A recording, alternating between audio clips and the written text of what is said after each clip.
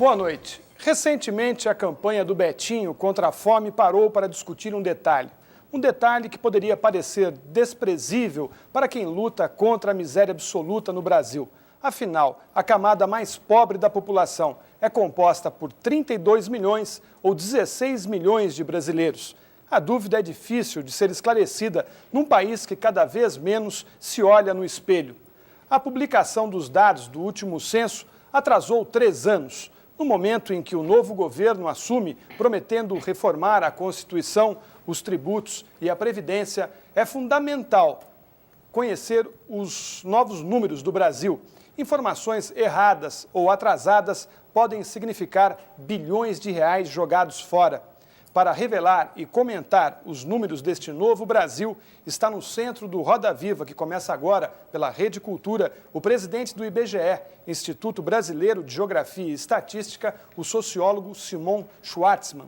Com 55 anos, o professor Schwartzman é especialista em educação, tecnologia e pesquisa científica. Fez mestrado em Santiago do Chile e doutorado na Universidade de Berkeley, Estados Unidos. Ele não traz uma bola de cristal, mas tem os números que nos permitem prever se a Previdência vai mesmo falir, se São Paulo e Rio de Janeiro ainda têm para onde crescer e se o índio brasileiro ainda tem alguma chance de sobrevivência. Para entrevistar o professor Simon Schwartzman, convidamos os jornalistas Oscar Pilágalo, repórter de Economia da Folha de São Paulo, Fabrício Marques, repórter do Jornal do Brasil, Roldão Arruda, repórter especial do jornal O Estado de São Paulo, Sandra Carvalho, editora executiva da revista Exame, Tão Gomes Pinto, diretor de redação da revista Isto É, Valdir Sanches, repórter do Jornal da Tarde, Márcia Raposo, editora sênior da Gazeta Mercantil, e Denise Campos de Toledo, comentarista de economia da Rede Cultura. Este programa é transmitido em rede nacional por outras 27 emissoras de sul a norte do país. Você também pode participar deste Roda Viva fazendo perguntas pelo telefone 252-6525, 252-6525. A Cristina, a Valéria, a Alessandra estarão anotando as perguntas. Você pode fazer perguntas também por escrito pelo fax número 874-3454. Repetindo, 874-3454. Boa noite, professor. Boa noite. No último censo, uma pesquisadora do IBGE entrevistou um casal que morava num apartamento de frente para o mar com 35 cômodos. Depois, entrevistou 23 pessoas que moravam num único cômodo. O que o presidente Fernando Henrique Cardoso vai ter que fazer para acabar com essa desigualdade no Brasil? Bom, essa pergunta vai muito além de um simples diretor do Instituto de Censo, não é isso? Quer dizer, o Brasil tem um problema sério de distribuição de renda. Os dados do Brasil mostram que o Brasil é um dos países com uma das piores distribuição de renda do mundo. Não é? E eu acho que uma vez que a economia comece a funcionar e a crescer, não é? Que a inflação, que é o principal criador da desigualdade econômica, já não existe e vai ser controlada, a política social tem que adquirir a primeira prioridade, e a política social tem a ver com criar condições de vida para as pessoas, passa pela educação, passa pelo atendimento das necessidades básicas, pela saúde. Não é? Eu acho que é um problema extremamente complicado e o Brasil tem uma grande agenda pela frente em relação a isso. Professor, esse censo mostrou isso, professor? Os dados, não só do censo, quer dizer, os dados econômicos do Brasil mostram a grande desigualdade econômica. Isso não é um dado simplesmente do censo, as pesquisas por amostra domiciliar, que é uma pesquisa anual que o IBGE faz, não é? Mostram isso. Não é? É um dado sabido, o Brasil tem uma das piores distribuições de renda do mundo. Rodão. Eu queria saber do senhor, antes de entrar em mais detalhes sobre os números do próprio IBGE, por que o IBGE é tão paquidérmico? Ou seja, por que é que a pesquisa de 91, os resultados estão saindo agora? É um problema técnico? É um problema... O que acontece? Olha, porque a gente tem tanta necessidade desses dados para entender o Brasil e demora primeiro, tanto. eu tenho que observar o tamanho dessa operação. São 150 milhões de pessoas entrevistadas, não é? Enfim, contadas. Não é? Essa é uma enorme operação, não é? Que emprega dezenas de milhares de pessoas. Isso tem que ser tabulado, processado, checado, controlado. Não é? Então, essa operação não é uma operação que se faz em pouco tempo. Além do mais, o IBGE, de fato, é uma instituição pesada, é uma burocracia grande, eu acho que é uma instituição que andou perdendo gente qualificada, tem procedimentos ainda um pouco tradicionais de funcionamento. Houve também problemas de falta de recursos, falta de... toda a instabilidade da economia do Brasil se refletiu dentro do IBGE. Se tivesse todas as condições, talvez, em vez de sair em 3 anos, seria em 1 ano e meio ou 2 anos. De qualquer maneira, a gente não pode ter ilusão. A operação de um censo demográfico é uma operação complicada, não se resolve de um dia para o outro. Professor, então, com esse cenário todo, o que leva um professor tão bem sucedido como o senhor, nos 6 meses finais de um governo como o governo Itamar Franco, deixar um pouco de lado a sua próspera carreira de mestre e assumir a presidência de um órgão como esse? Qual foi o seu desafio lá? O IBGE ele tem um papel fundamental no país. Quer dizer, ele realmente tem a responsabilidade de produzir as informações sociais, demográficas, econômicas, geográficas, que são essenciais para que se entenda o próprio país. Eu acho que o desafio, não é, de tentar fazer com que a instituição possa cumprir melhor e cada vez melhor essa função é um desafio importante. Eu achei que, então, era uma experiência que valeria a pena começar a fazer e eu espero que isso possa ter continuidade. Professor, a demora na divulgação dos índices, da apuração toda que foi feita do censo e a própria falta de recursos, houve também muitas críticas em relação à metodologia adotada pelo IBGE nessa apuração. Até que ponto esses índices são confiáveis e mostram a realidade hoje do país, que seria um referencial mais importante? Você está falando do censo demográfico? Isso. O censo demográfico, eu não sei se há críticas quanto à metodologia. Ele tem uma metodologia consagrada que todo mundo usa, foi feita essa metodologia e os dados são confiáveis. Nós, além do dado de 91, porque esses dados são de 91, existem projeções, quer dizer, o IBGE faz todo ano a estimativa, não é, do crescimento da população ano a ano. Esses dados são bastante confiáveis. Não, mas dados também em relação à distribuição de renda, em relação ao fluxo da população. Não, nesse momento nós temos publicado uma parte, a chamada parte geral do censo, que são dados muito gerais sobre as características da população, tipo, tem renda, quantos salários mínimos, educação, sexo, idade, etc. Tem uma outra parte, que é uma parte mais complexa, baseada numa amostra da população. Essa parte deve ser publicada nos próximos meses. E aí vai ter dados sobre imigração, dados sobre religião, uma série de outras informações. Mas o atraso com que esses dados são divulgados não podem trazer alguma distorção em relação à realidade? O atraso em si não traz distorção. É claro que seria bom ter o dado antes. Não é? Quer dizer, o fato de ser atrasado em si mesmo não distorce. Sandra, queria fazer uma pergunta? Assim, professor, o IBGE trabalha bastante com os dados oficiais. Qual é a possibilidade de, nas próximas pesquisas, a economia informal ser realmente levada em conta? Para nós não termos só o retrato do Brasil oficial. Existem pesquisas sobre isso também. Quer dizer, nós temos projetos, pesquisas que estão começando, que se realizam, também relacionadas com a chamada economia informal. Não é só que, em vez de você pesquisar as firmas, você pesquisa as casas, você pesquisa, não é os domicílios, mas é uma outra metodologia. Você pode também fazer isso e a gente está trabalhando nesse sentido. E é para quando? Isso é uma coisa que está começando agora, vai depender de recursos. Valdir, a gente está começando a fazer no Rio de Janeiro, experimentalmente, deve crescer. Professor, o último retrato feito através dessa amostragem mostra alguns avanços na área de saneamento. Os dados do censo de 91, comparado 91 com 81 ou com 80, não é? Quer dizer, há uma série de avanços infantil, importantes. Redução do analfabetismo, há uma série de dados importantes. E diminuição do crescimento. O dado mais significativo do censo de 91 é a dramática queda da taxa de crescimento da população. Hoje, qual seria essa taxa, professor? A taxa é 2,7, alguma coisa assim de crescimento. E antes era 3 e tanto. Eu não sou muito bom de ter dados de cabeça, tá? Mas há uma queda significativa. Agora, isso significa que o Brasil vai ter uma taxa de substituição por volta de 2010? Aí os demógrafos divergem, mas o que se supõe é que 2020, 2030, a população do Brasil se estabiliza. Em torno de 200 milhões de habitantes, um pouco mais. Mais. Se você olhar a pirâmide de idade da população, que antigamente era uma coisa assim, não é? Hoje em dia, embaixo, ela já faz assim, que demonstra que tem menos gente de menos idade do que pessoas de idades um pouco maiores. Uma população muito jovem, ela ainda vai crescer, não é?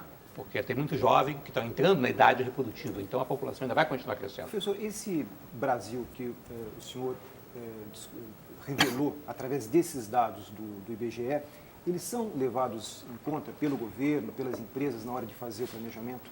Ou são dados que caem no vazio e Não, ninguém eles mais não fala caem no disso? vazio. Eu acho que às vezes há uma certa demora, não é? Quer dizer, o Brasil, como vocês sabem, viveu até recentemente simplesmente pensando como resolver o problema de hoje, ou de amanhã, ou de ontem.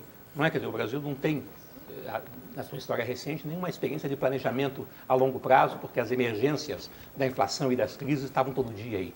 A gente tem esperança que daqui a pouco vai ser possível planejar um pouco mais para frente.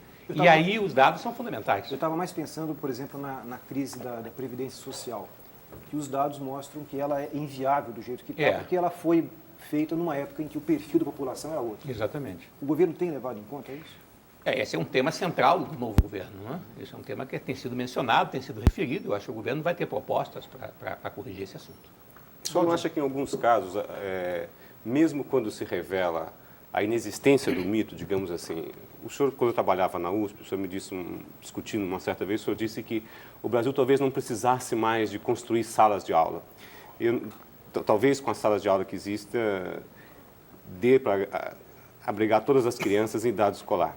O senhor acha que mesmo às vezes, se desmistificando certas coisas, como essa da bomba populacional, das cidades, é conveniente para certas pessoas continuar vivendo com esses mitos, ou seja, continuar construindo escolas? Eu acho que o processo de fazer com que certos fatos sejam absorvidos pela sociedade e incorporados demora.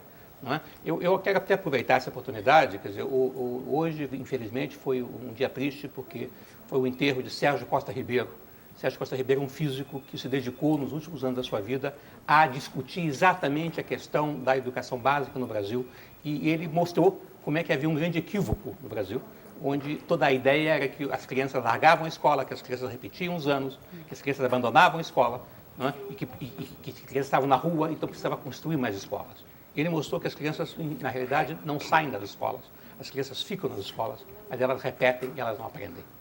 Ele fez uma revisão dos dados demográficos brasileiros sobre educação e mostrou que uma coisa que hoje em dia, eu acho que o atual governo já incorporou, no discurso do ministro Paulo Renato, ele já menciona isso, né? O problema da educação básica no Brasil é um problema de qualidade. É um problema de você, não é um problema de você simplesmente reter a criança na escola ou construir mais escolas, é um problema de você dar uma educação de qualidade. Isso muda completamente a maneira de você tratar a questão educacional. Né? Você passa a se preocupar com a qualidade, com o desempenho na sala de aula, com o grande escândalo que é a questão da repetência escolar no Brasil. Né? As crianças não ficam, elas não saem da escola, mas elas repetem e não aprendem. Né? Eu acho que eu gostaria de aproveitar essa oportunidade de fazer essa homenagem ao Sérgio Costa Ribeiro, que foi a pessoa que insistiu durante anos, bateu nessa tecla, bateu. Eu acho que ele conseguiu, ainda que ele mesmo não esteja aqui para ver o resultado disso, mas ele conseguiu. Hoje em dia todo mundo sabe disso. Eu acho que isso vai mudar a política educacional brasileira. Professor, o IBGE já sabe qual é a população do Brasil? Sabe. Desde quando?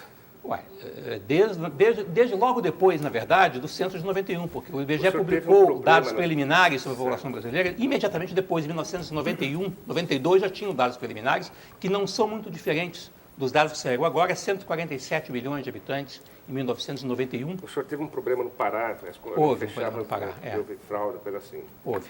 No ano passado ele foi fazer uma reportagem e o IBGE não tinha o dado por causa desses problemas, provavelmente. Olha, essa questão do Pará, ela foi um problema que dificultou a ter a informação precisa de alguns poucos municípios, mas não afetou o dado global. O dado global ele é conhecido desde 91.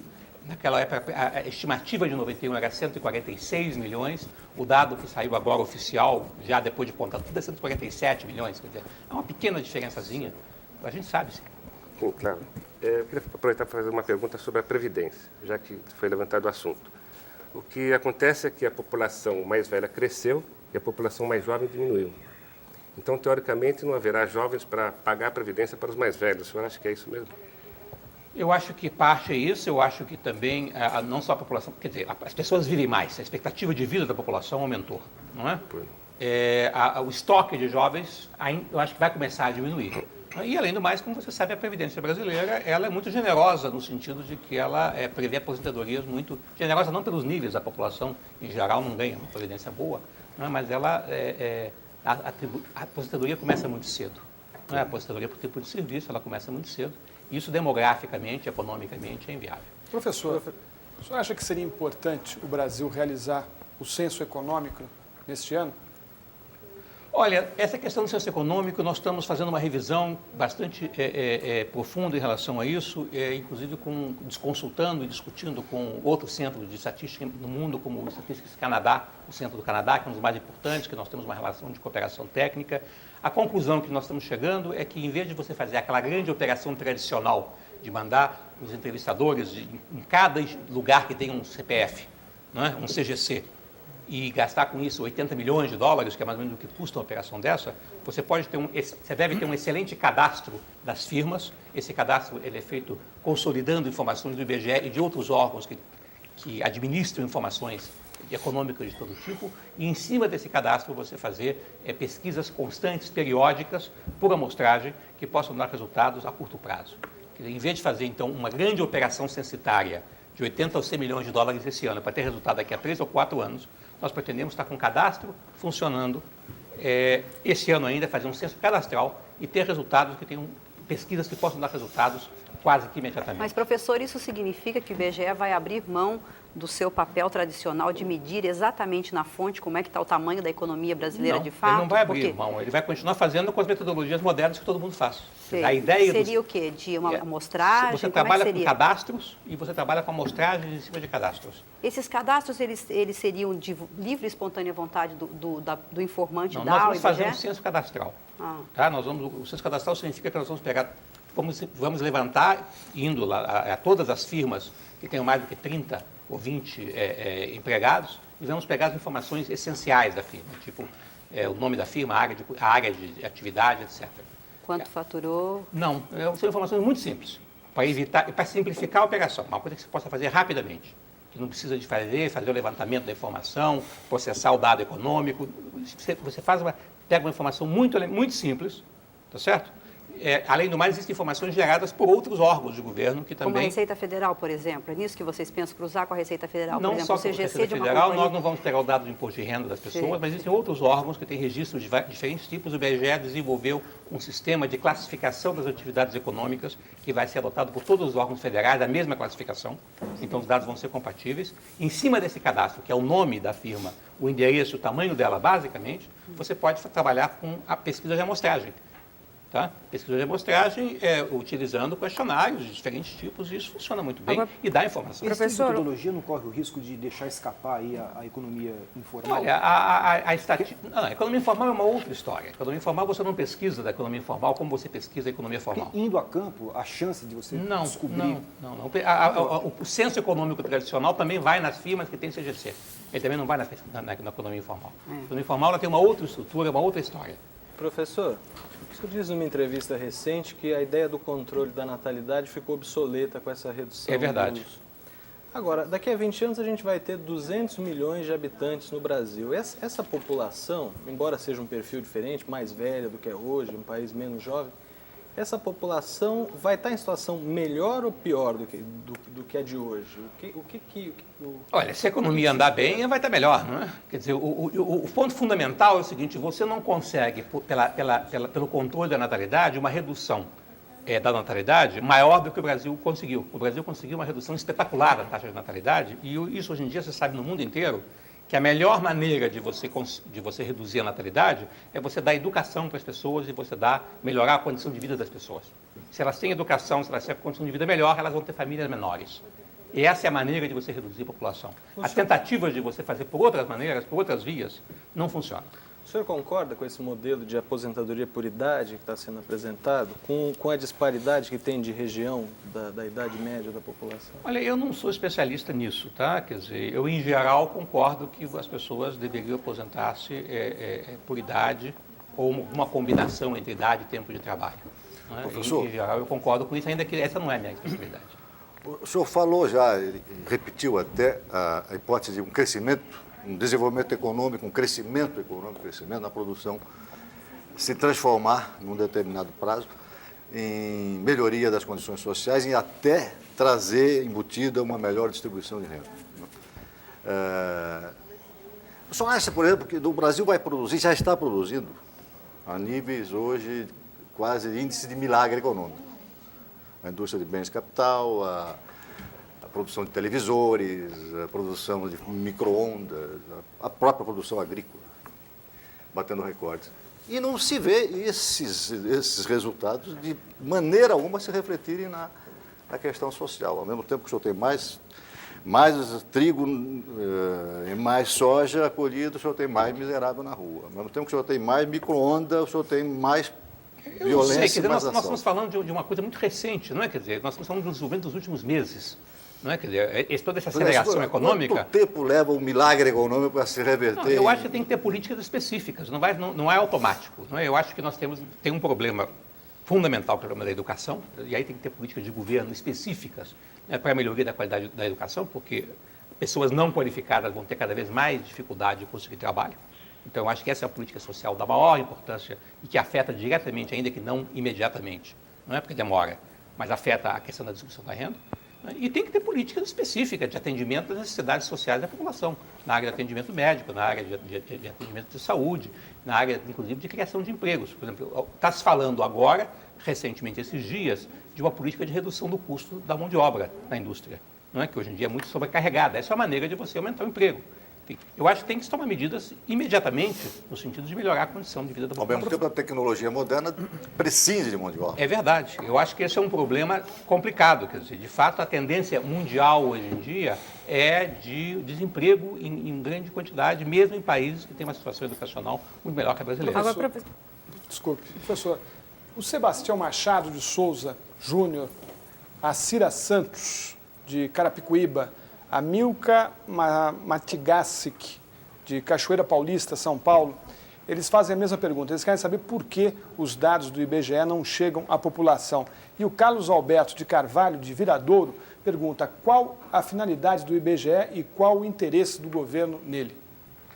Os dados chegam, quer dizer, os dados do IBGE são publicados, eles estão disponíveis, o IBGE tem agências em 500 cidades no Brasil, onde as pessoas podem procurar informação, a imprensa, quando, por exemplo, esses dados do censo, ela divulgou isso em grande escala, quer dizer, não é, eu acho que talvez não chegue todos os dados que todo mundo queira, mas os dados chegam. Não é? O interesse do governo, eu acho que é bastante óbvio, quer dizer, o IBGE, ele dá as informações fundamentais sobre o tamanho da população, sobre o crescimento da população, ele dá as informações sobre a economia, não é? Sobre o famoso índices de custo de vida, não é? No caso do IPCR, por exemplo, que é um trabalho feito pelo IBGE. O IBGE, além do mais, tem toda a área de geografia e de cartografia, ele desenha os mapas, ele estabelece os limites do país, então ele desempenha um papel fundamental, eu acho, para a sociedade brasileira. Professor, o senhor falou agora há pouco numa situação de desemprego mundial. O Brasil teve fechado praticamente as grandes movimentos migratórios internacionais entre 50 e 80. Na década passada, fala-se que centenas de milhares de jovens brasileiros deixaram o país em busca de uma esperança de um futuro melhor em outros países. E que, provavelmente, milhares de latino-americanos, coreanos e outros povos entraram no Brasil. Isso foi medido de alguma maneira? Isso é possível medir, por exemplo? Ou depois que se saiu do Brasil, ninguém mais quer saber desses brasileiros, eles não precisam mais ser contados? Como é que é isso? Eu sei que o Itamaraty, por exemplo, tem um registro de brasileiros residentes no exterior. Eu acho que o dado do Itamaraty é de 1,5 milhão de brasileiros vivendo no exterior nesse momento. Vivendo, mas não tem um período em que eles saíram, alguma coisa desse tipo? Não. Essa é uma informação que o IBGE não faz. Eu acho que são os órgãos... Inclusive, hoje em dia, no Brasil, você sabe que não tem nem controle de fronteira. Quer dizer, eu mostro o passaporte no aeroporto e saio e ninguém registra o passaporte. Os dados de imigração que o IBGE vai apresentar são migração interna? Interna, é. Você também pergunta onde é que a pessoa nasceu, então esses dados também aparecem. E que tendências que já foram detectadas nisso? Olha, eu não tenho esse dado ainda. Quer dizer, o que a gente tem é o dado de quais regiões cresceram mais e quais regiões cresceram menos. Né? E como você pode atribuir esse crescimento em boa parte à migração. Então, e essas regiões quais são? As regiões são basicamente as regiões de fronteira, a região do centro-oeste, por exemplo, a região, né, os novos estados, Roraima, etc., do norte. Né, os estados do centro-sul são os estados que cresceram menos. Né, e a região do centro-oeste é a região que cresceu mais. Professor, eu gostaria de saber um pouco do IBGE por dentro. Porque o Brasil é um país tão carente de estatísticas confiáveis, nós esperamos muito do IBGE. No entanto, nos últimos anos, o que nós temos sobre o IBGE fora o trabalho sério que ele também faz, foram muitas notícias negativas, apresentando o IBGE quase como um órgão falido. O IBGE foi prejudicado por uma série de greves. Eu gostaria de saber qual é a verba, quanto o senhor tem para gastar com pesquisa por ano no Brasil? Quanto ganha um bom quadro do IBGE?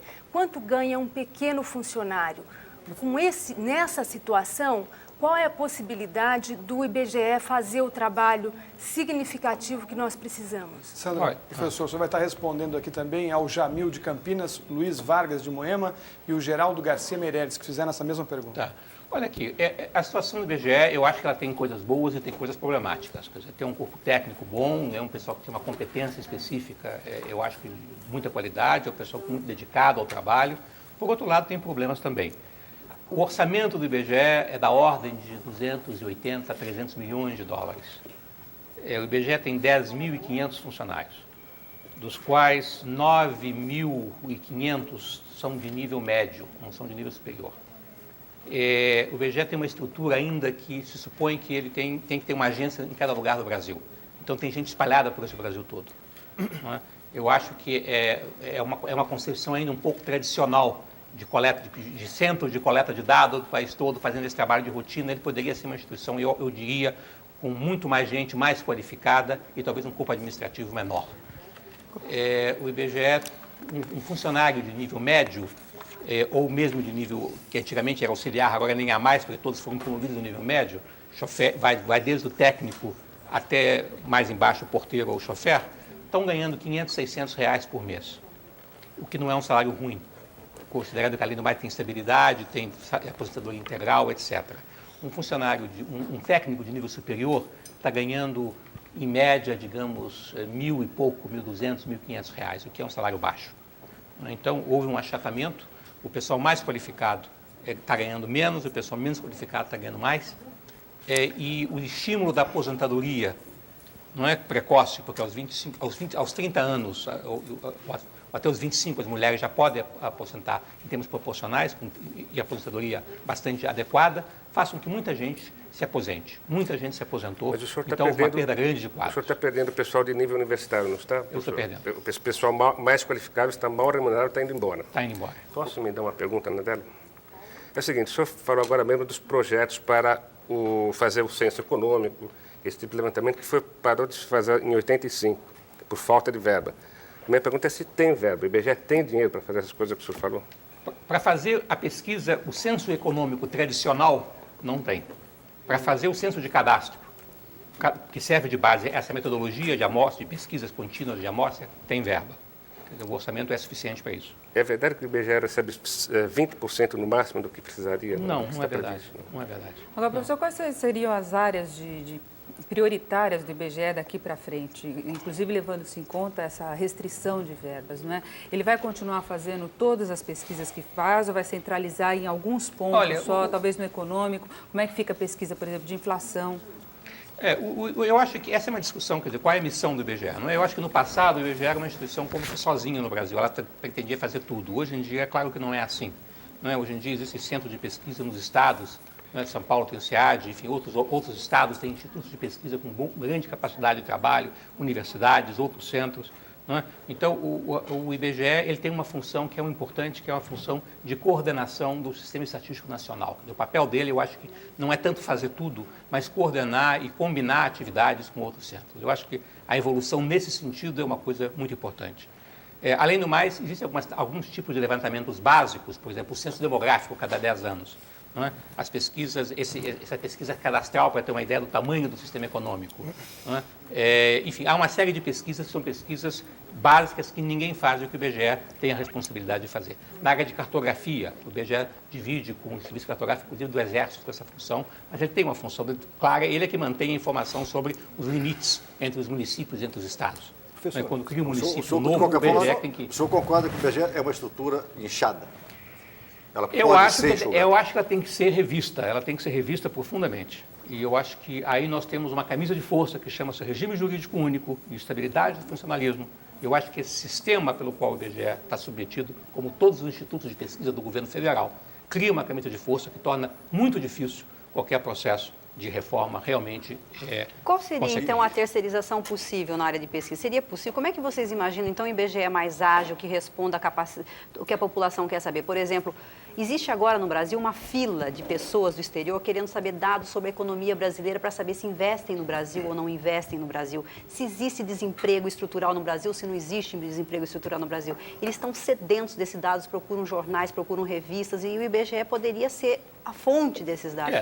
Como é que faz para responder essa necessidade? Eu acho que a gente tem trabalhado nesse sentido. Existe um setor no IBGE que é um setor de divulgação, de disseminação de informações e que teria a responsabilidade de difundir isso. Não funciona tão bem como deveria funcionar. Funciona muito lentamente. Eu acho que há problemas de competência, há problemas de quadros, enfim, há uma série de dificuldades. Eu acho que tudo isso tem que ser agilizado. Se voltasse a ser uma fundação, seria melhor, não? Pois é, o IBGE era uma fundação, não é? E ele ainda tem esse nome, mas o problema é que a partir do final da década de 80, as fundações acabaram de desaparecer, perderam a sua autonomia. Elas entraram no regime jurídico único, os funcionários passaram a ser funcionários públicos, o governo passou a controlar no detalhe, então ele virou uma repartição pública. E aí que está o problema. Esse é um grande problema. Para fazer esse trabalho de coordenação, quantos funcionários seriam necessários? Eu não tenho esse número, eu não posso dizer. Professor, o senhor já pensou em jogar a toalha diante dessas dificuldades? Olha, eu acho que o governo tem noção, né, o atual governo tem noção de que essas coisas são importantes, devem ser feitas e o governo deve dar um apoio para que o IBGE possa fazer o que necessita. Não é um trabalho de curto prazo, eu acho que é um processo de revisão institucional que pode levar alguns anos, mas eu acho que todos os países que de alguma maneira modernizaram a sua economia, né, o México, a Argentina, o Chile, não é, países que entraram num processo de modernização da economia, também modernizaram seus institutos de pesquisa. Professor, Né? O Brasil está um pouquinho atrás, mas eu acho que o Brasil vai chegar lá. para completar esse perfil que o senhor está fazendo do IBGE, eu queria puxar um outro assunto, que é o seguinte: o ex-ministro Rubens Recupero, naquela famosa entrevista que ele deu, que ele não deu, mas enfim, a parabólica, ele se referiu ao IBGE falando de uma tese segundo a qual o IBGE seria um covil do PT. Sem entrar nessa questão específica, porque talvez não seja o caso, eu queria saber o seguinte, quer dizer, a questão da ideologia dos números é uma questão que existe, ou os números eles são absolutos e estão acima disso? Como é que o senhor vê isso aí? Eu queria colocar como uma discussão... Então vamos separar essas duas coisas, tá? Quer dizer, eu não acho que o IBGE, os números do IBGE refletem política ou ideologia de PT ou ideologia coisa nenhuma. Eu acho que, não é, o IBGE tem um sindicato de funcionários que são filiados à CUT, enfim, tudo isso é verdade, mas isso não tem nada a ver com a qualidade dos dados que o IBGE produz, são coisas completamente separadas. Agora, evidentemente que os dados não falam sozinhos. Não é? Quer dizer, os dados são interpretados, os dados são né, o número em si mesmo, ele não fala sozinho. Essa discussão né, sobre a famosa questão de quantos miseráveis ou quantos indigentes o Brasil tem, é um exemplo disso. Não é? Quer dizer, o dado que a gente tem é o seguinte: eu posso contar quantas famílias apareceram no censo dizendo que o chefe de família ganha um salário mínimo ou menos. Esse dado eu tenho. Tá certo? Agora, dizer que essas famílias são famílias de indigentes é outra história. Não é? Quer dizer, eu posso interpretar de diferentes maneiras. Na verdade, eu precisaria de fazer uma pesquisa de campo de outro tipo para saber como é que as pessoas sobrevivem. Não é? Enfim, você tem várias maneiras, você tem que aprofundar, você tem que checar a informação com outras, comparar, contrastar. O senhor sente, por exemplo, algum tipo de manipulação na informação que é levantada pelo IBGE por parte de políticos ou de empresários? Enfim, leituras enviesadas de um dado absoluto e seco, assim? Às vezes acontece, quer dizer, não sei. Quer dizer, eu acho que essa discussão sobre a questão do famoso mapa da miséria é um exemplo disso, né? Quer dizer, houve muita especulação em torno disso, né? E, na verdade, as pessoas frequentemente não olhavam qual era o dado. O dado era esse, quer dizer, era o dado que, de fato, o censo mostra que várias milhões de famílias dizem que têm um salário mínimo ou menos de renda. Agora, você tem que qualificar, tem que ver o que significa, tem que ver que outras informações seriam necessárias. Você não pode dizer, bom, isso aqui não significa que o Brasil é um país de 30 milhões, de 16 milhões de miseráveis. Então, isso é o contrário, que não é. Não é? Eu acho que não é assim. O dado a respeito de menores, chamado menores de rua, também Esse dado não é nosso. O dado de menores de rua não é um dado do IBGE. Também parece que é um dado problemático. As pessoas falam de qualquer coisa a respeito disso. São dados das ONGs, das organizações? Não sei. Também se disse que o censo foi bastante atacado porque, para muitos prefeitos, revelou uma população menor do que aqueles esperavam em termos da repartição da renda. É verdade. Quer dizer, como a população brasileira, na verdade, cresceu menos do que se esperava, as próprias projeções do IBGE antigas, não é? Estimavam a população que ia ser muito maior do que foi realmente encontrado, ainda que o próprio IBGE já tinha estimativas anteriores que já mostravam que a população estava reduzindo. Mas os prefeitos achavam que perdiam recursos do fundo de participação, porque os dados do IBGE eram menores. Houve muito protesto, houve mais de 1.000 prefeituras, 1.500 prefeituras. Eles até pediram recontagem, não foi, presidente? Pediram. Eu soube de várias prefeituras que gastaram dinheiro extra porque elas tiveram que pagar por uma recontagem no seu município. Não, mas não elas sei se tiveram que pagar, porque nós não fizemos recontagem, na verdade. Não fizeram. Não. Professor, Mas algumas, Limeira, por exemplo, eu soube que houve um caso Pode de ser que a recontagem prefeitura lá. tenha resolvido contar por conta própria, mas o IBGE não O resolveu. estado do Amazonas, o IBGE recontou 2 cidades. Pode ser, eu nem estava na época, pode ser. Mas, em Mas geral, vamos falar em contratar alguém para recontar. O país poderia contratar um instituto de pesquisa para fazer o trabalho que o IBGE faz? emendando nessa pergunta aqui, a Caroline Miles, de São Paulo, ela pergunta se a metodologia utilizada pelo IBGE é a mesma utilizada nos Estados Unidos. Olha, o censo é mais ou menos a mesma coisa. Eu acho que a metodologia do censo que nós utilizamos, todo mundo utiliza. E eu acho que, enfim, eu acho que não seria impossível contratar uma firma para fazer isso. Apenas extinguir um instituto Mas contratar todos os países no especializados. mundo têm seus institutos de pesquisa desse tipo. Todos têm. Não é? Claro, os Estados Unidos não tem um só, tem vários, tem 4 ou 5. Professor, mas o recenseador nos Estados Unidos recebe por pessoa recenseada também? Não? Pois é, aí varia muito. Quer dizer, o ideal, por exemplo, o Canadá, que eu sei, quer dizer, a pessoa recebe, o pesquisador de campo, ele não é um funcionário da instituição, ele recebe pelo serviço, ele tem uma lista de pessoas, cada vez que precisa de alguém, eles chamam. Eu estou perguntando isso porque uma das coisas que se disse é que o recenseador recebe por pessoa contada. E aí ele vai querer contar mais. Aí ele chega numa casa, tem 2, ele conta 9. A gente tem como controlar essas coisas, eu não acredito que o problema seja esse. Né? Certo. No entanto, o ex-presidente... Além do mais, se fosse isso, o resultado seria muito mais gente. Na verdade, essa queixa geral é que tem menos. Não caía a população tanto. Né? Mas o ex-presidente Eduardo Guimarães disse que não tinha dúvida que muita gente ia ficar de fora, que os dados não iam ser exatamente precisos. Parece que há uma margem de erro. Exato. Pessoal, quanto essa margem o senhor não saberia? 2, 3%. E nós estamos na margem de erro. Como? Nós estamos na margem de erro. Eu acho que nós estamos dentro da margem de erro. Certo. Quer dizer, o censo de 91 é absolutamente confiável. Ele é confiável na sua margem de erro. Quer dizer, não é só o dado, quer dizer, você também controla, quer dizer, você vê, por exemplo, coisa simples, você vê os dados sobre quantos filhos cada família tem. Não é? A partir daí você pode estimar se a família tem tantos filhos, a população, não é? Ela só pode ter crescido tanto. Então tem várias maneiras de eu comparar o dado que chega, certo, com outros dados e verificar se os dados batem. Sim. Essa história do Pará, onde nós conseguimos detectar que houve fraude realmente, depois teve que ser corrigido, foi porque o exame do dado mostrou que o dado era impossível. Aquele dado, quando a gente olhava para o dado, o dado não batia com as outras informações. O dado é suspeito. Né? O dado ele não tem a estrutura característica que seria necessário pelo que a gente sabe da população como um todo. Então, a partir daí, por isso é que demora, tem que checar tudo isso.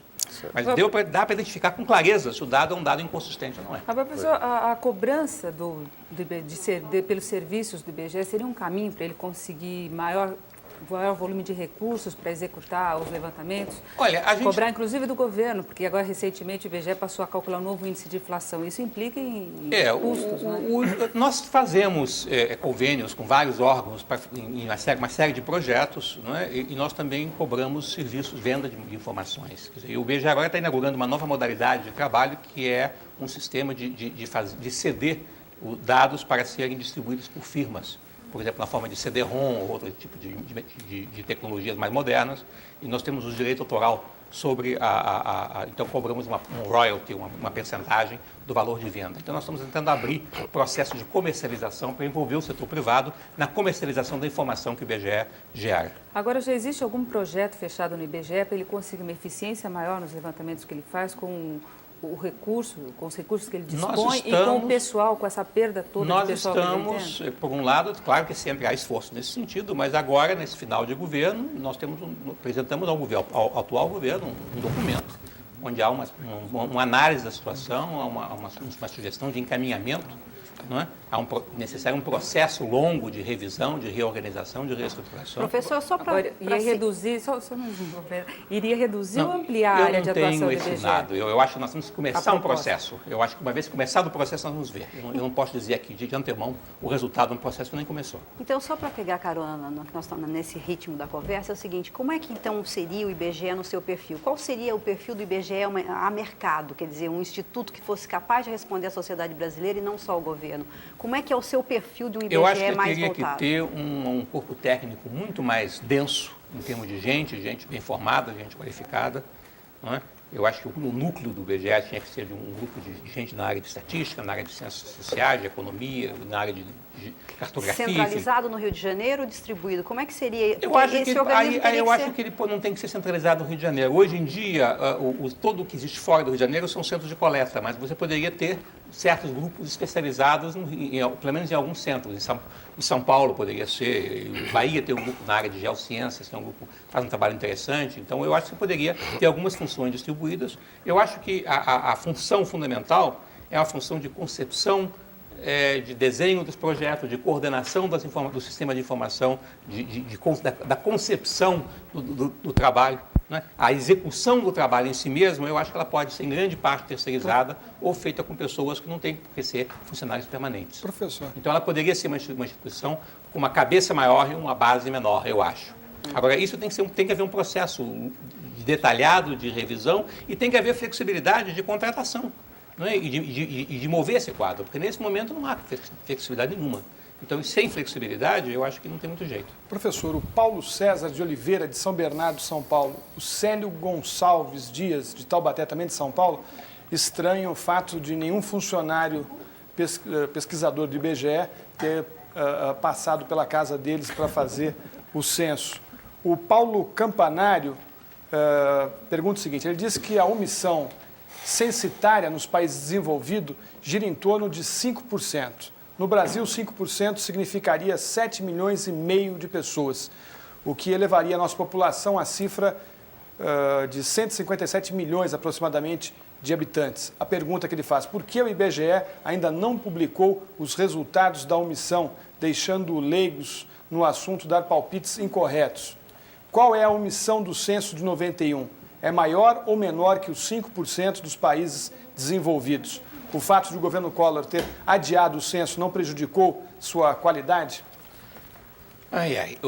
Esse número de 5% eu não sei. Quer dizer, eu para começar, eu não sou especialista em demografia. Talvez o pessoal da demografia teria que responder isso, eu não tenho muita condição. Mas eu não tenho informação de que haja sistematicamente esse erro de 5%. E certamente para poder medir a omissão tem que fazer toda uma outra pesquisa, não é para saber isso. O que a gente acha, o que o IBGE acha, é que nós estamos dentro de uma margem de erro de 2%, 3%. Essa é o que o pessoal técnico da área acha. Com isso, evidentemente, algumas pessoas não foram visitadas pelo recenseador. Ou então foram e não se lembram. Professor, se nós considerarmos o censo um instantâneo do país, e pegar esse instantâneo de 91 e comparar com o instantâneo de 80, o senhor acha que o país estava sensivelmente melhor em 91 do que em 80? Era um instantâneo mais risonho do que em 80? Não, eu acho que há uma série de evoluções, né? O país mudou muito, não é? Quer dizer, é uma série de dados que mostram que algumas coisas melhoraram. Eu acho que, por exemplo, os dados da educação mostram uma melhora. Não é? Menos analfabetos, menos jovens analfabetos, fundamentalmente. Né? Quer dizer, o analfabetismo é cada vez mais um fenômeno de velhos. Né? Jovens não são analfabetos, ou pelo menos só nas regiões muito mais atrasadas do país. Ele mostra uma população mais saudável, os índices gerais de expectativa de vida são maiores, os índices gerais sobre condições de habitação são melhores. Quer dizer, há uma certa melhora. É como que o país parou daquele crescimento galopante que ele estava, né? E está numa coisa um pouco mais estabilizada. O que não significa que nós não tenhamos outros problemas. Quer dizer, eu acho que isso não é dado do IBGE, mas evidentemente que os problemas dos grandes centros urbanos brasileiros são muito graves. Né? E a própria concentração da população nas cidades, né, o esvaziamento do campo, cria toda uma nova ordem de problemas que antes não se sentia tanto. Os problemas da Previdência que estão surgindo agora também, enfim. Essa nova realidade ela traz outras consequências. Professor, nós vamos fazer um pequeno intervalo. Daqui a pouco nós voltamos entrevistando o professor Simon Schwartzman, presidente do Instituto Brasileiro de Geografia e Estatística. Até já.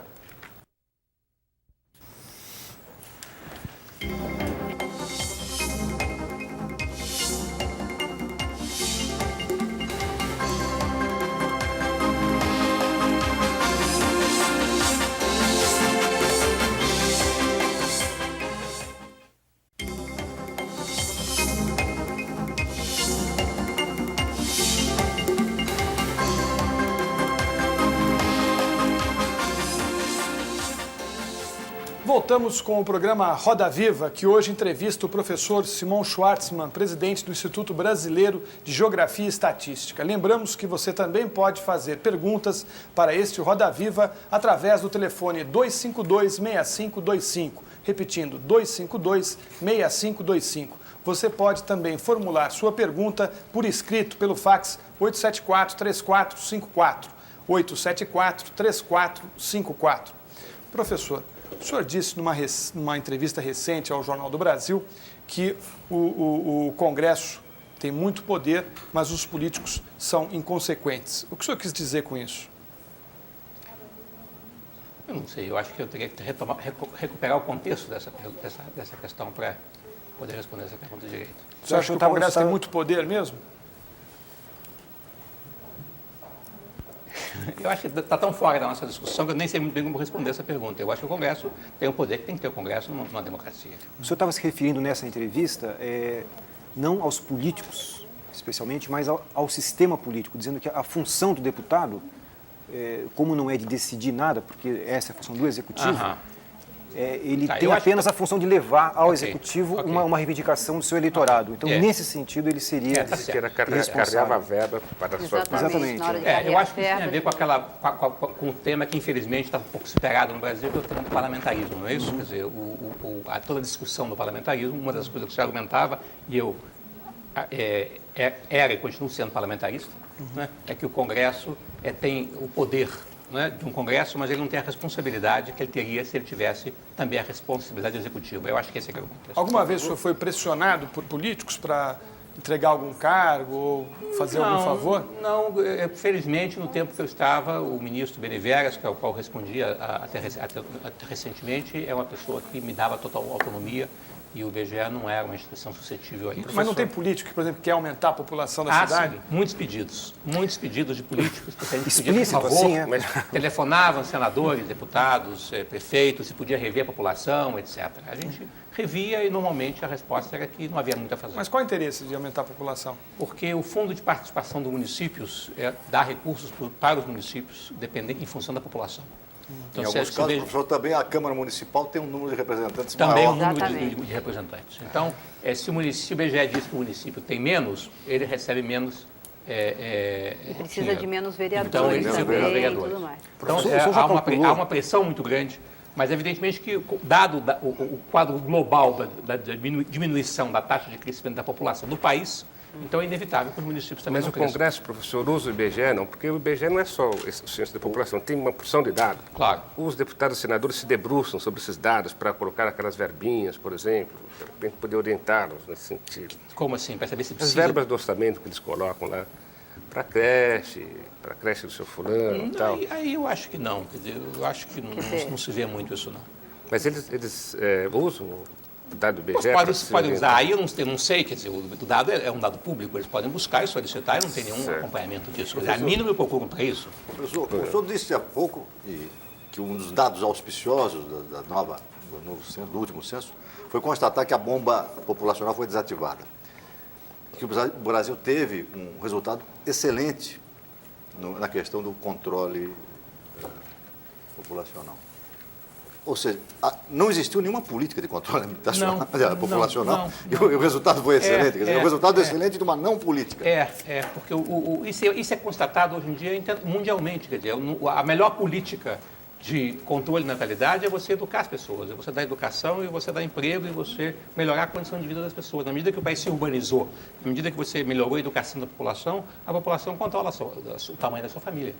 E você diminui a mortalidade infantil, inclusive, nasce menos filhos. O senhor minimiza, então, a ação daqueles programas tipo... Eles não têm efeito demográfico significativo. Agora, e como que se explica nesse contexto, então, a enorme contingente de pessoas nas periferias urbanas que cresceu fundamentalmente você teve um processo, quer dizer, o que você teve também um processo de que se acelerou foi a migração do campo para a cidade. O país hoje em dia tem 70% de pessoas morando em áreas urbanas, algo assim dessa ordem. Antes eram 40%, 50%, quer dizer, o processo de transição do campo para a cidade, ele acelerou muito na década de 80 para 90. E isso concentrou a população nas periferias, não tanto de Rio e São Paulo, mas principalmente das metrópoles intermediárias, Recife, Paraná, Belo Horizonte, etc. Professor, As capitais do Nordeste. nas grandes cidades como São Paulo e Rio, o crescimento foi muito menor do que previam o próprio IBGE. Isso. A longo prazo, qual é essa tendência? É das cidades médias ganharem corpo e as grandes metrópoles desacelerarem o crescimento? Eu acho que a tendência é essa, inclusive porque a qualidade de vida nas grandes cidades é tal que as pessoas preferem sair. Não é? É uma tendência que o Brasil está chegando agora a isso, mas outros países já passaram por isso. Né? Os países mais desenvolvidos, as pessoas não querem viver em grandes cidades com todos os problemas das grandes cidades. Agora, professor, o senhor falou da melhor política para o controle de natalidade. Agora, eu queria saber, na sua opinião, qual que seria a melhor política para uma distribuição melhor da renda? Que é um problema sério que o país tem. Aí eu não tenho uma resposta muito fácil, não. Eu acho que não tem resposta muito fácil. Eu acho que a gente pode mencionar algumas coisas, não é? Quer dizer, a longo prazo, evidentemente, o fundamental é a educação. Não é? Você tem que educar as pessoas e capacitar as pessoas para elas terem um trabalho qualificado no mercado de trabalho. Aí seria a longo prazo. Esse é a longo prazo, não é? Agora, a curto prazo, eu acho que você tem algumas medidas que você pode fazer. Uma delas é você baixar o custo da mão de obra para as empresas. Quer dizer, maior contratação. É maior contratação. Você tem que facilitar. Você não pode onerar como se onera hoje. Tanto, para cada empregado que eu contrato, tem que pagar quase outro tanto de salário. Né? Em diferentes formas de impostos e contribuições. Então, se você desonerar isso e transferir esse encargo, digamos, para o faturamento da empresa, né, você já aumenta muito a capacidade de emprego. Você pode ter política, na medida, por exemplo, também, por outro lado, que o governo comece a investir mais em infraestrutura, numa série de outras atividades, ele pode aumentar o emprego também. Na verdade, a sua visão é que o aumento de emprego se daria mais pelo setor de serviços do que pelas áreas de grande produção, uma vez que a automação e os altos graus de informatização... Eu acho que é bastante claro isso, né? Que a construção civil é uma área que emprega muito, e os serviços empregam muito. Não é? A produção industrial, enquanto tal, ela tende a ser economizadora de mão de obra com as novas tecnologias. Professor, esse movimento que houve do campo para a cidade, que ocorreu no Brasil, ocorreu numa velocidade que é quase que incomparável com qualquer outro país da Europa. Lá foi num processo muito mais lento. E não só isso, a quantidade de pessoas que ficou no campo é bem menor do que na comparação com vários desses países desenvolvidos. Isso significa que a gente vai ter problemas nas cidades que vão perdurar por muito tempo ainda? Eu acho que os problemas das cidades brasileiras são problemas de longo prazo. Eu acho que sim. Eu acho que problemas de criminalidade, de desemprego, de violência, de má qualidade de infraestrutura, não é? de cidades como Rio de Janeiro, como São Paulo, Recife, etc., não são problemas que você resolve a curto prazo. Aliás, esse fluxo, ele é reversível, assim, em termos substanciais? Ou isso eu é uma não coisa... acho que é muito reversível, não. Eu acho que você pode ter uma reversão para as cidades médias, talvez, mas eu acho que você não vai ter a volta ao campo. Não é? Porque o campo está se modernizando. Quer dizer, uma reforma agrária com esse objetivo, ela não eu teria acho sentido? Que não. Eu acho que a reforma agrária, antigamente se dizia, o problema do Brasil é a reforma agrária, esse é o ponto de estrangulamento. Hoje em dia, o campo se modernizou da sua maneira. E esse êxodo violento dessa maneira teve a ver com essa modernização? É um processo também de concentração? Eu acho que tem a ver com, em parte, eu não sei muito bem, não é uma coisa também que eu conheça muito, mas é evidentemente que tem a atração da cidade e você tem a expulsão do campo, não é? À medida que você moderniza, que você introduz tecnologias de plantação, não é? De grande escala, na medida que você ou introduz o gado, etc., as pessoas vão perdendo. E o índio brasileiro? O IBGE cuidou de contar quantos índios existem no Brasil, não? Olha, esse dado deve estar no censo demográfico, da parte ainda não analisada, que é a parte que pergunta sobre etnias e culturas, etc. Eu não tenho informação sobre isso. Professor, o último censo mostrou que a migração do Nordeste para o Sul diminuiu porque as capitais e as regiões metropolitanas no Nordeste aumentaram o crescimento populacional. A gente sabe isso, que as cidades no São Nordeste Paulo aumentaram, Rio, por exemplo, Rio não aumentou tanto. A diferença é essa. Significa que a migração diminuiu para cá. Provavelmente, Certo. Isso é uma coisa que o senhor considera auspiciosa? Não? Eu acho que o fato de as grandes cidades não continuarem crescendo é auspicioso. Mas se o homem se radicar na sua própria terra, por exemplo, o nordestino não vive inchar São Paulo, por exemplo. Ainda que, por outro lado, as condições das cidades nordestinas também estão muito ruins, não é? Quer dizer, o problema, na verdade, não importa onde é que ele vive, importa que ele tem que viver bem, ter um trabalho, ter uma ocupação. Viver mal aqui ou viver mal lá, certo. As duas coisas são ruins. Eu estou colocando isso, naturalmente, sem nenhum preconceito, é porque o cidadão preferia, certamente, morar na sua própria terra. Né? Sem dúvida. Um outro dado que o IBGE ainda não revelou é sobre religião, senhor pode adiantar alguma coisa sobre isso? Também Fala-se não... muito se os protestantes hoje são aparentemente mais, é isso, mas esse é um dos dados que deve sair nos próximos meses. O senhor não tem nada para dizer se são 30 milhões, se já não são 30 milhões? Tem. Professor, a Célia Oliveira, de Santo Amaro, pergunta: alguma empresa pode contratar o IBGE para fazer uma pesquisa de seu interesse? A Sueli Franco, de São Caetano, pergunta: qual o estado que mais cresceu no Brasil? O Fabrício Saad Duarte, de Santos, pergunta: estarei entrando este ano em faculdade de estatística e gostaria de saber qual a perspectiva para o mercado de trabalho. Bom, o IBGE não faz normalmente pesquisas por contrato para a empresa. Quer dizer, o IBGE é uma instituição pública, ele faz pesquisas de interesse nacional. A empresa pode, por exemplo, pedir um processamento, ela pode pedir uma tabulação especial de um dado que a gente já tenha. Não é? Mas o IBGE não vai fazer um contrato para executar uma pesquisa porque é um interesse particular de uma empresa. Em geral, não é essa a política. O estado que mais cresceu? Como? O estado que mais cresceu? Eu não sei dizer assim, não. Eu tenho a impressão que nós podemos falar de estados tipo Rondônia, estados desse tipo, estados pequenos da região centro-oeste ou do norte. São os estados que mais A cresceram. perspectiva de trabalho para o estudante que vai entrar na faculdade? Olha, eu acho que a área da estatística é uma área que é importante, ela vai continuar sendo cada vez mais importante no IBGE ou fora do IBGE. Eu acho que o dado social, o dado econômico, o dado de vários tipos é um tipo de informação que uma sociedade moderna precisa o tempo todo e é uma área que cresce. Acho uma área Professor, eu queria perguntar uma coisa. A gente está conversando já há algum tempo aqui, ninguém falou de inflação. Sei. Parece que é um Acabou problema que...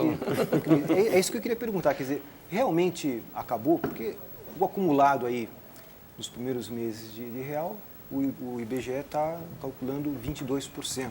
Por aí, aliás, acima dos outros institutos. Não é acima dos outros institutos. Um pouco acima. A FIP, por exemplo, está dando acho que 18, é isso? Não? Pode ser alguma pequena variação. Agora, professor, aproveitando, a inflação ela foi muito criticada, o cálculo da inflação, pelo menos em alguns meses, foi muito criticado pelo próprio governo. Como é que o senhor vê essas críticas? Não, eu acho que houve muitos rumores aí, mas eu acho que, na verdade, oficialmente, e nas conversas com o governo sabe muito bem como é que o IBGE calcula a inflação e já sabia desde antes da criação do IPCR.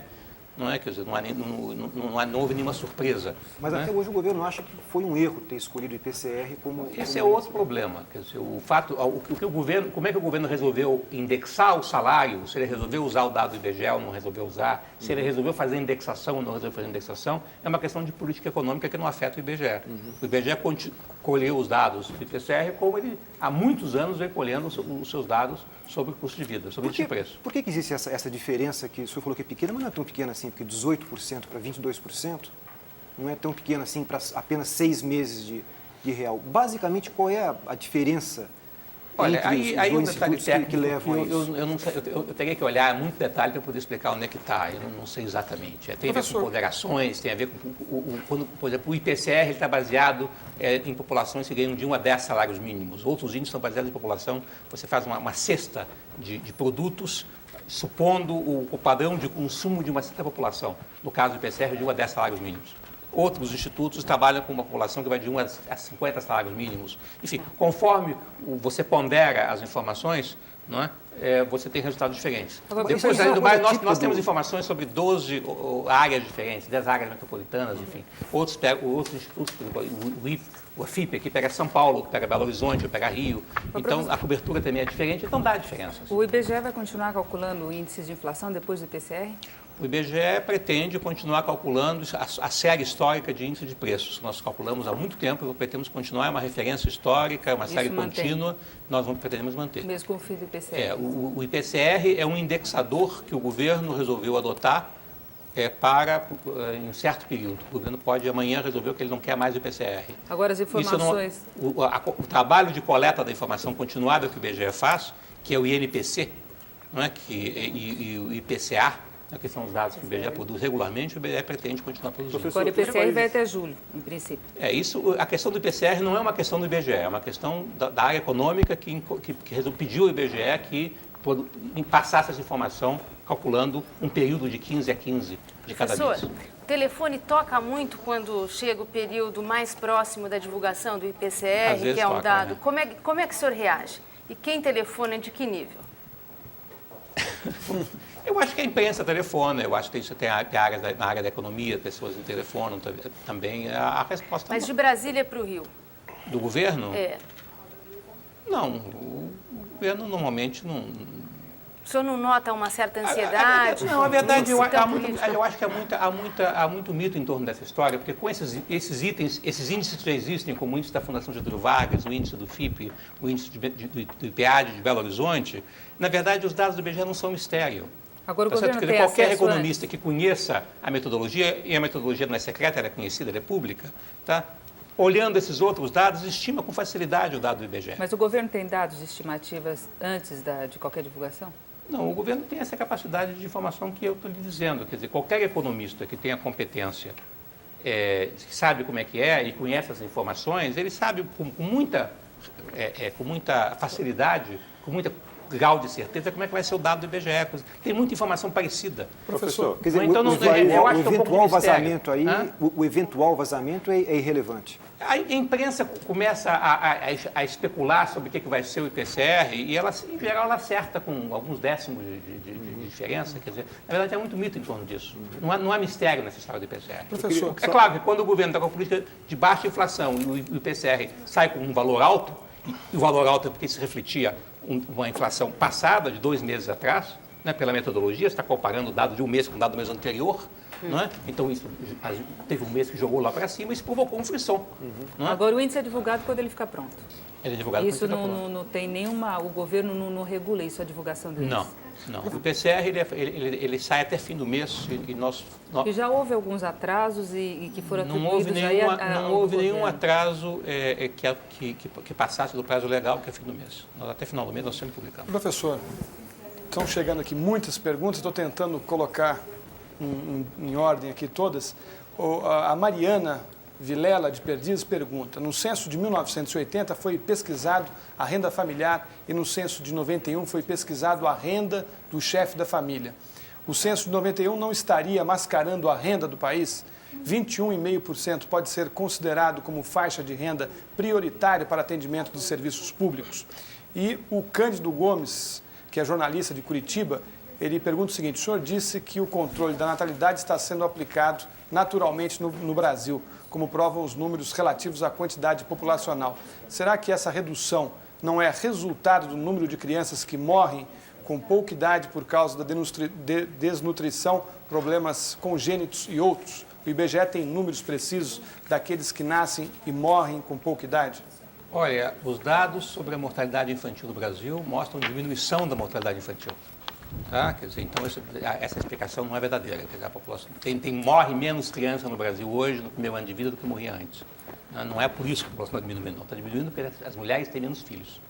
Não é? A questão do dado da renda, quer dizer, a relação entre política econômica e o dado da renda não é automática. Tá certo? Quer dizer, a política que o governo vai fazer, não é? de econômica, de atendimento à população em diferentes aspectos, não é o IBGE que determina. O IBGE dá um espectro de informação. O governo pode dizer: eu vou atender daqui para cá ou daqui para lá, dependendo dos recursos da sua disponibilidade. Eu acho que o nosso dado não é o que determina a política econômica do Professor, governo. os países ricos sempre venderam para os países pobres, nessas conferências mundiais de população, a ideia de que não haveria desenvolvimento, não haveria queda na miséria, se não houvesse uma queda também nas taxas de fecundidade das mulheres. As nossas mulheres teriam muitos filhos e por isso nós éramos pobres. Nós tivemos uma queda na taxa de fecundidade sem precedentes, quase em nenhum país do mundo. E, no entanto, a miséria continuou. Uma coisa não se liga absolutamente à outra? Não, eu acho que, evidentemente, que eu pessoalmente acho que é uma coisa boa se você reduzir a taxa de natalidade. Eu acho que isso é uma coisa que numa situação, principalmente como essa que nós estamos enfrentando agora, e vamos enfrentar cada vez mais, de uma tecnologia poupadora de mão de obra, eu acho que uma expansão descontrolada da população é um problema. Mas se não diminui o problema da concentração de renda também, não se resolve. Não resolve automaticamente. Quer dizer, eu acho, mas é mais fácil você lidar com esse problema com uma população que não está explodindo, que não está expandindo. Não é? E, além do mais, o crescimento da população, quando ele se dava de maneira acelerada, ele dava principalmente entre a população de renda mais baixa. não é que também é a O população senhor com menos qualificação. minimiza o fator da esterilização em massa, clandestino, Eu tenho a impressão que nada disso... Foi exagerada essa denúncia? Eu acho que foi exagerado, eu acho que o impacto demográfico disso não é muito grande. Eu acho que você não explica... Eu acho que se a mulher tem educação, se ela tem uma perspectiva de organizar uma família, não é? Ela planeja a sua vida, ela vai usar diferentes meios para controle de natalidade, até pode ser a ligação de trompa, uma esterilização, uma coisa desse tipo. Tá certo? Então, esse tipo de recurso é um recurso que ele foi usado. Agora, dizer que houve uma grande conspiração para esterilizar a mulher brasileira, etc., eu acho uma visão paranoica das coisas, não é isso. Professor, periodicamente se reacende a polêmica sobre o perfil racial que o IBGE, que os censos traçam do brasileiro. O senhor acha que as perguntas, do jeito que elas estão colocadas hoje no censo, elas resolvem bem esse problema? Não, você não tem como resolver bem esse problema, né? Porque a questão racial é uma questão cultural. Quer dizer, o que é uma raça? Qual é a raça do brasileiro? Eu olho para a pessoa e digo, a sua raça é o quê? Não é? Então, se ele for preto, preto ou branco, branco, eu posso dizer, bom, esse é preto ou branco. Mas depois, nesse meio tempo, como a gente sabe, entre os dois, tem 500 coisas diferentes. Não é? Então, na verdade, o que você tem no censo é que a pessoa se classifica. Eu sou mulato, eu sou preto, eu sou branco. Mas o censo embranquece o brasileiro? Não acho que embranqueça, não. Eu acho que o censo mostra que a maior parte da população brasileira... O recenseador pergunta... Há uma pergunta. Você pergunta e a pessoa que se define. A pessoa se define. A pessoa se identifica e ela vai dizer que ela é preta, que ela é mulata, que ela é outra coisa qualquer. Agora, não tem um prejuízo nisso? Ou não tem, qual é o sentido de... Pois é, houve uma época que se tentou tirar essa informação, houve inclusive uma época que não se fez a pergunta, mas eu acho que a pergunta tem que constar, porque para começar... Mas o que ela significa? Ela significa o seguinte, que as pessoas que se dizem negras, por exemplo, no Brasil, elas em igualdade de condições, elas ganham menos, elas têm piores empregos, elas têm piores condições de vida. Tá? Quer dizer, existe no Brasil uma diferença importante que desfavorece as pessoas de raça negra em relação às pessoas de raça branca, mesmo quando você controla por outros fatores. Quer dizer, elas têm pior emprego, elas têm pior renda, elas têm pior educação. Isso, esse grau de subjetividade o problema da resposta, de... Não, porque na verdade é isso que divide as pessoas. Quer dizer, o que divide as pessoas não é a sua conformação genética, não é? É a sua identidade cultural. Tá certo? A pessoa que é identificada socialmente, ela mesmo se identifica com um certo grupo social, tá certo? É aí que ela está. É onde ela se percebe, onde as pessoas percebem ela. A cor dela na pele, na verdade, não significa muita coisa. Essa pesquisa colocou os descendentes de orientais como os melhores Não, no Brasil não. Na pesquisa do IBGE, não. Naquela pesquisa cor de 87, tinha os amarelos como os melhores em que ponto de vista? Como em melhor situação. Econômica? Econômica. Não me consta, não sei. Não sei disso, não. Professor, o senhor acabou de responder a pergunta do Ulisses Cunha Franco, de Campinas. O Antônio Meirelles pergunta ao senhor o seguinte: se a qualidade do ensino brasileiro não está diretamente ligada aos salários pagos aos professores, o IBGE tem alguma estatística sobre o assunto? Qual o salário médio do professor primário?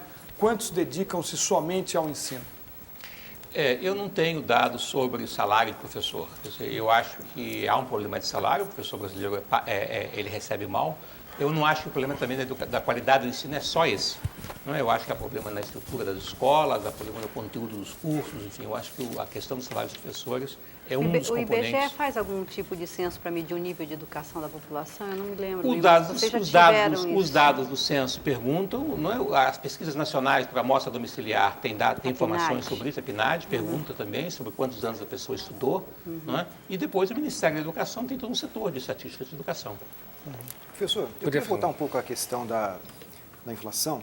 O senhor, quando comparou a metodologia do IBGE com de outros países industrializados na questão do censo, disse que há mais ou menos uma equivalência. Na questão da inflação, isso é verdade também? Também é verdade. Também é verdade. Nós estamos, a equipe do IBGE, ela é perfeitamente, conhece perfeitamente, tem contatos, nós participamos de intercâmbio, tem gente que participa de uma série de contatos sobre isso. Eu tenho a impressão, por exemplo, nos Estados Unidos, países assim com uma economia mais estável, eles conseguem introduzir um elemento lá para eliminar ou para diminuir o impacto da sazonalidade em alguns meses, o que no Brasil não acontece. Por isso que no Brasil a tendência é de dá alguns picos e depois baixa. Eu sabia que a gente não ia sair daqui hoje sem falar da sazonalidade, mas o problema é que se você tiver como a economia inflacionada, em alta taxa de inflação, na verdade você não tem como controlar o efeito sazonal, porque o efeito sazonal supõe uma economia estável e alguns preços flutuam conforme a época do ano. No inverno sobe, depois baixa no verão, na primavera, não é? Quer dizer, então se você tiver uma economia estável e você pode observar essa variação, você pode compensar por essa variação. Se a economia está num processo inflacionário descontrolado, como nós vivemos durante muito tempo, como é que você vai fazer isso? Agora seria, por exemplo, o Agora, eu momento acho de que se sim, introduzir e eu uma acho que há algumas metodologia desse coisas, tipo? eu acho que há algumas coisas que o IBGE já faz normalmente. Não é? Alguns produtos que são típicos de certa época, não é? Então entram de maneira diferente. Não é? Eu acho que isso é uma coisa normal, não é nenhum mistério, nenhum bicho de 7 cabeças, não é nenhum mistério aí. Essa seria uma das revisões que o IBGE precisaria fazer agora nessa nova figura do IBGE que o senhor está pintando Eu por acho aí? que esse tipo de revisões metodológicas é um processo contínuo, que isso é o tempo todo, na medida que há condições de se aperfeiçoando, vai se aperfeiçoando. Professor, esse tema tem aspectos políticos explosivos. O senhor acha que existem condições políticas agora de incrementar essa retirada de certos efeitos sazonais? Porque a economia já está muito mais estabilizada do que estava antes. A inflação não está dando aquelas Nesse momento nós não estamos mexendo, né? E agora eu estou supondo que nós estamos marchando para uma situação de desindexação total da economia. O senhor acha que há condições políticas disso ser feito agora? Quando houver uma desindexação da economia, sim. Eu acho que enquanto tiver o IBGE fornecendo dados que são usados para indexar salários, fica complicado. O senhor responde aqui ao ministro. Eu respondo, nesse momento, ao ministro Serra. Sempre existe aqui o fantasma da maquiagem dos números, que era uma coisa que no passado se temia mais, mas hoje é a questão que a Sandra colocou, quer dizer, a questão política, ela está num momento adequado para se fazer alterações metodológicas no índice, sem que isso pareça que haja alguma maquiagem? O problema fundamental não é o dado do IBGE. O problema fundamental é o seguinte: o governo vai manter ou não vai manter a indexação de salários e outras indexações, tá? Essa é a questão de política econômica, isso não é uma questão do dado do IBGE. O governo não vai manipular o dado do IBGE. Eu acho que já houve experiências desastrosas no passado de tentativa de intervenção, inclusive quando Edmar Baixa, que hoje assumiu o BNDES, era presidente do IBGE, onde ele saiu do IBGE por causa disso, porque houve tentativa de manipulação do dado do IBGE. Depois daquilo não se fez mais isso, não se faz isso. Eu acho que o governo do Itamar Franco tinha consciência, esse governo muito mais, né, de que a confiabilidade do dado é fundamental, porque se perde a confiabilidade do dado, a política econômica toda fica sem confiabilidade. Meu professor, então, eu acho que o problema não se coloca. O que se coloca para o governo é se ele vai ou não vai desindexar os salários, o que ele vai fazer com as taxas de juros, etc., com esses tipos de coisas. Mas isso é uma questão de política econômica, não tem a ver com os dados. Professor, o Sérgio Santos, Jardim Princesa, o Alberto Silva, do Horto Florestal, e o João Alves, aqui de São Paulo, todos estão preocupados com a questão da informatização do IBGE. O IBGE está informatizado? Esse é um assunto complicado. O IBGE está mais informatizado, em certo sentido, do que deveria. O IBGE tem um gigantesco computador, IBM Mainframe 9021, que custa um monte de dinheiro e é usado muito menos do que devia. Uma das coisas que eu fiz nesse tempo, esses poucos meses que eu estou lá, foi fazer todo um trabalho de aquisição de microcomputadores, criação de redes e tentar mover o IBGE no sentido de uma computação distribuída. Eu acho que nós temos que passar desse tipo de cultura do mainframe, do grande computador, que é muito caro e que, além do mais, não se consegue usar com a eficiência que seria necessário, para uma tecnologia mais moderna. Então, nós temos um processo de mudança nesse sentido. Gostaria de falar de violência agora. É o seguinte, é verdade que a sede, aquele prédio do IBGE onde ficam os computadores, onde fica o pessoal técnico, então ele fica junto da estação 1ª de Mangueira. É verdade que de vez em quando vem um telefonema para o pessoal sair das janelas porque vai sair tiroteio? Não? Tem esse folclore, contam essas histórias. Eu ouvi isso como verdadeiro de uma pesquisadora. Saiam da janela que vem aquela bala. região é uma região complicada. De fato, o IBGE vive ali numa situação difícil. Mas a minha pergunta é a seguinte, os dados do censo podem explicar o crescimento da violência nas grandes metrópoles? Pelo que o censo revelou, dá para entender por que cresceu tanto a violência? Olha, eu não sei se explica tudo, eu acho que explica um pedaço da história, não é? Quer dizer, na medida que haja um grande influxo de população para as cidades e não há emprego, não é adequado. Eu acho que essa é a parte da explicação. Agora, evidentemente que o problema da violência é um problema bastante complicado, bastante complexo. Agora, o fluxo para o Rio de Janeiro, por exemplo, ele diminuiu. Como? O fluxo de pessoas para o Rio de Janeiro diminuiu e a Exato. violência E a aumentou. violência aumentou. Você não acha que as desigualdades sociais, regionais, que ainda persistem, podem explicar isso?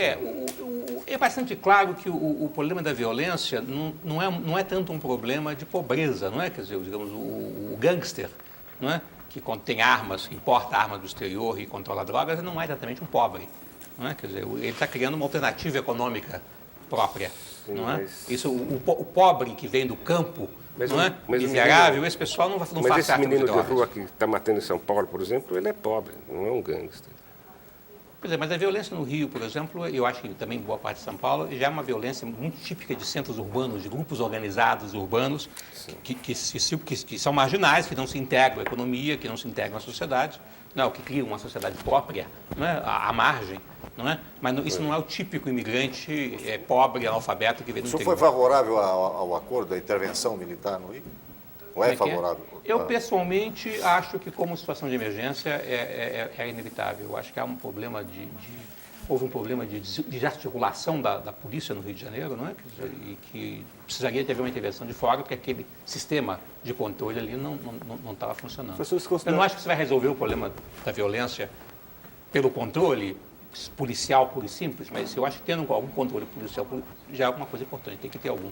Se considerar o censo normalmente como um instantâneo do que era e do que é, olhando a situação da família, a situação da mulher, ela ficou melhor ou ficou pior? Olha, tem muitos dados aí, eu não tenho tem muitos dados mostrando muitas famílias só com mulheres, por exemplo. Não é? Chefiadas por mulheres? Chefiadas por mulheres, que mostra uma certa desagregação da família nuclear. Não é? Isso acontece nos centros urbanos, acontece nas populações mais pobres. Eu acho que isso é um dado importante que precisaria ser mais estudado. Mas esse fenômeno de famílias chefiadas por mulheres, não é? É o caso típico. Então, a mulher tem filhos, mas não tem um homem, não é? O homem entra e sai. Não é? E quem toma conta da casa, quem sustenta os filhos, quem mantém, na verdade, o núcleo familiar é a mulher. E tem renda menor do que as famílias normais, sim. Né? Essas famílias, em geral, são famílias com muito baixo nível de renda, com condições econômicas muito ruins e condições sociais muito ruins. Tem um fenômeno de feminilização da pobreza que é conhecido no mundo todo. Exatamente. Aqui no Brasil está claro também pelos dados. Exatamente. Professor, eu gostaria de mudar um pouquinho o teor da nossa conversa. Como tem um novo governo aí, e o senhor disse que responde ao ministro Serra, eu gostaria de fazer uma pergunta muito objetiva ao senhor. Se o ministro Serra ligasse para o senhor por eventualidade e dissesse, olha, Schwartzman, por onde a gente começa a reforma do IBGE para que ele fique mais moderno e que ele seja um instituto a mercado, que ele seja capaz de responder as questões que a sociedade brasileira, nesse momento de mudança, precisa saber, é visceral que ela saiba se conduzir. O que o senhor diria em 3 ou 4 pontos para o ministro? Quais seriam as prioridades para mudar o IBGE nesse sentido? Quer dizer, ele tem nas mãos um documento que a gente acabou de fazer. O senhor podia dizer para a população e para os telespectadores eu acho que quais a coisa são? fundamental é tirar o IBGE do sistema de administração direta e dos regimes de regime jurídico único que amarra a política de pessoal e todo o uso dos recursos e colocar num sistema de contrato de gestão. Não é? Ele precisa ter um sistema em que ele desempenha as suas funções, tem as suas tarefas e responde pelo que faz, e não pelo detalhe da sua operação. Eu acho também que ele precisaria de criar uma coisa que existe no papel, mas não está funcionando, comissões de pessoas da sociedade, da área universitária, da área governamental, da área empresarial, que funcionem como comitês externos, que discutam a atividade de pesquisa, a linha de trabalho, que façam uma revisão, não é? do próprio perfil institucional e da missão do IBGE. Sim, mas quem diria para o IBGE, professor, nesse novo contexto, quais seriam as pesquisas realmente relevantes para a população e quais não seriam? Eu acho que nós temos que ter um envolvimento da comunidade acadêmica, da comunidade empresarial, do próprio governo, nós temos que criar mecanismos de consultoria externa, tipo de comissões. Existe no papel uma comissão, um conselho técnico que tem que fazer isso em diálogo com o pessoal de dentro, né? Porque o IBGE tem a experiência, tem o conhecimento, tem o know-how, então você não pode vir de fora simplesmente, mas eu acho que tem que abrir o diálogo para fora. E eu acho que a partir dessas condições, quer dizer, um envolvimento mais intenso de setores de fora relevantes e uma flexibilização do funcionamento no sistema de contrato de prestação de serviço, de contrato de gestão, tem que se iniciar um processo de revisão da estrutura organizacional, institucional, formação de gente, treinamento, recrutamento de quadros novos. E um censo econômico este ano já por cadastramento e não mais pela forma tradicional seria já um passo nesse caminho, ao seu ver? Isso já está decidido, que vai ser feito. Eu acho que nós temos condições com as atuais limitações de fazer, nós vamos fazer de qualquer jeito. Professor, antes do senhor assumir o IBGE, o senhor trabalhava no Núcleo de Estudos de Ensino Superior da USP. Isso. Fazendo um paralelo entre as universidades brasileiras e essa situação do IBGE, essa situação paquidérmica, de falta de os quadros técnicos não são necessariamente os ideais, eu queria perguntar para o senhor, que diagnóstico o senhor faz da universidade brasileira, no que ela precisaria mudar para atender a essa questão de que o povo brasileiro precisa ser melhor educado?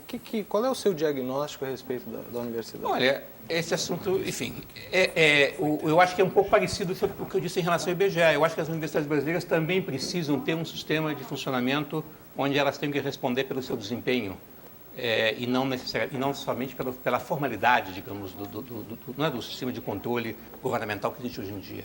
As universidades hoje em dia no Brasil têm um orçamento histórico, o dinheiro desse ano é o dinheiro do ano passado, não é? Elas não têm nenhum mecanismo onde você acompanha o desempenho, efetivamente, não é?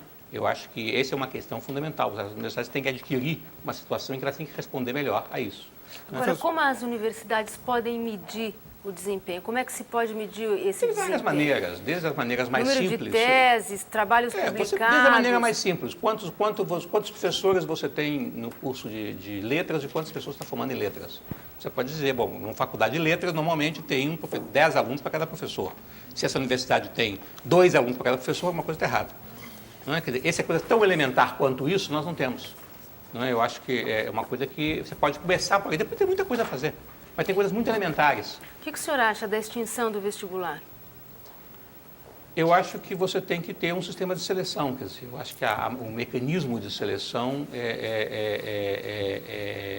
pode variar. O formato do vestibular não é nada sagrado nele. Quer dizer, vários países fazem uma coisa que eu acho interessante, que é o corresponde ao baccalaureat francês, ou o abitur alemão, ou o Chile tem alguma coisa parecida. Você cria um exame nacional, as pessoas passam por aquele exame, se classificam por ali, as universidades selecionam em função disso, por exemplo.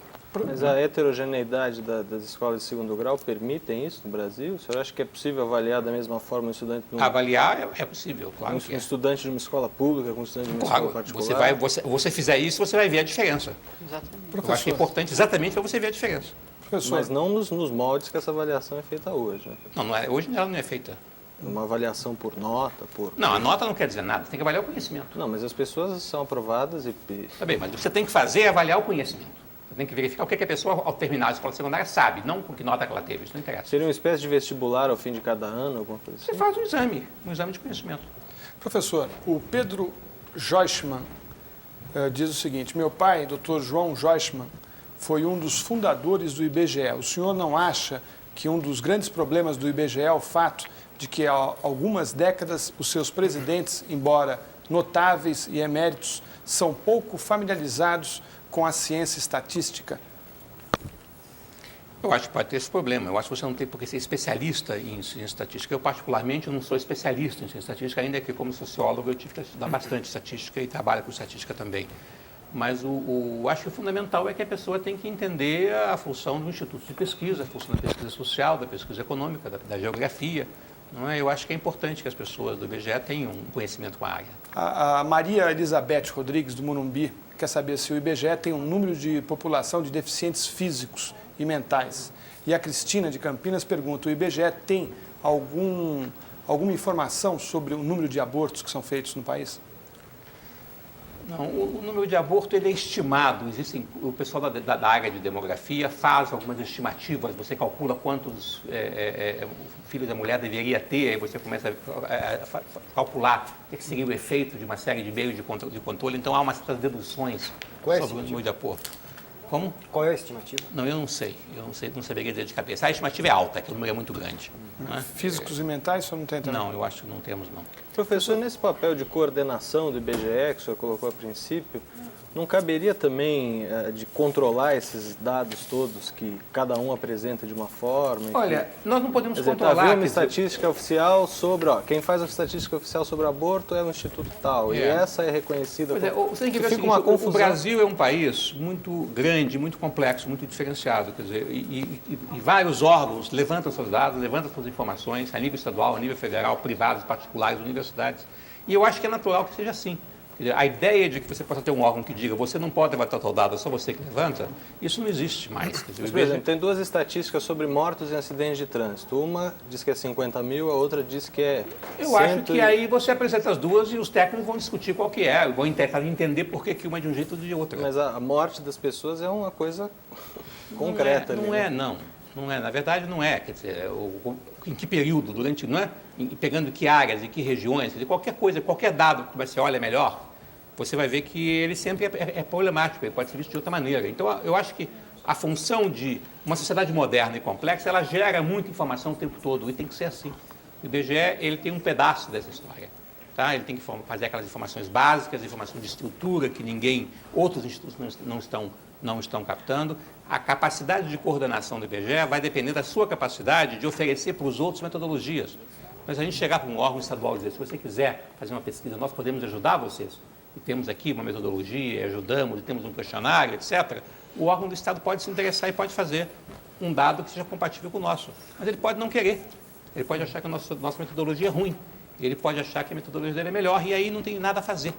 Nós somos um país, uma federação, uma sociedade aberta, e a ideia de que existe um órgão que vai controlar a estatística, isso não existe. O IBGE não vai controlar a estatística. Nós não vamos controlar. Nós vamos tratar de dar a melhor contribuição para a gente puder. Professor, rapidamente, para encerrar o programa, o que será o Brasil do ano 2000? Olha, eu espero que o Brasil do ano 2000 seja um país no caminho de sua melhoria, da sua economia se desenvolvendo, dos seus problemas sociais sendo resolvidos, sendo enfrentados. Eu acho que nós temos muito caminho para percorrer ainda. O Brasil não vai ser no ano 2000 um país desenvolvido, moderno, sem problemas sociais, não é? Mas ele pode estar no caminho de resolver essas coisas, ele pode estar empenhado numa tarefa de longo prazo de melhoria de condições dessa população. Professor, obrigado pela sua participação no Roda Viva de hoje. Eu quero agradecer também a presença dos jornalistas e a participação dos telespectadores. O Roda Viva volta na próxima segunda-feira, às 10h30 da noite. Até lá e uma boa noite a todos.